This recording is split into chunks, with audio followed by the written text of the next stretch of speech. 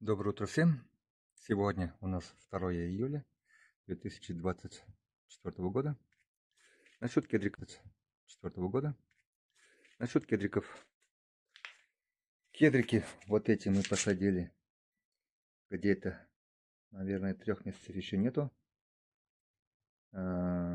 Купили. В ноябре у нас не получилось прошлого года.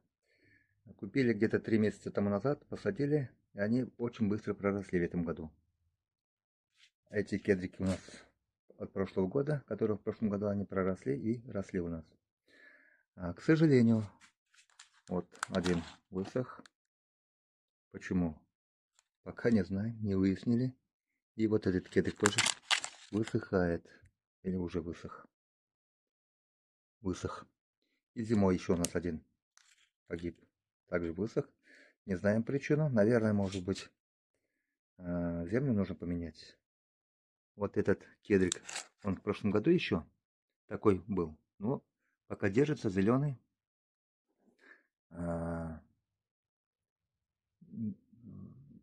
Дополнительные вот эти иголки не вышли. Вот эти они проросли, вот этот тоже, а этот так же, как в прошлом году был, так и стоит. Ну, пока зеленый. Попробуем поменять землю или добавить землю. И дырки проделать, чтобы лишняя вода уходила. Вот здесь этого года урожая. У некоторых скорлупа даже не отошла.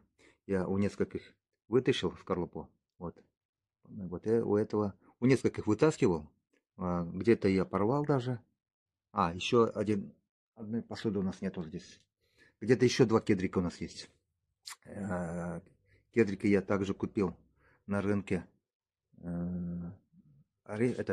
Рассыпную купил и посадил вот в такую посудину. Они проросли. Вот еще у нас прорастает.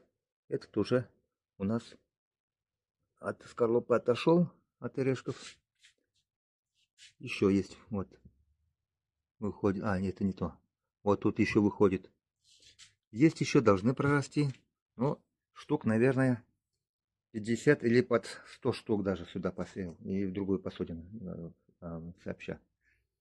Ну, ждем, что будет с ними. К сожалению, не все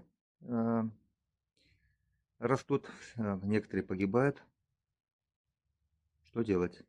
И в деревне у нас в этом году весной проросли кедрики позапрошлого года. Где-то штук, не хочется конкретное количество назвать, но где-то штук 30 или 40, может быть. Они пока вот держатся, некоторые высохли тоже, но посмотрим со временем, что получится. Спасибо. До свидания.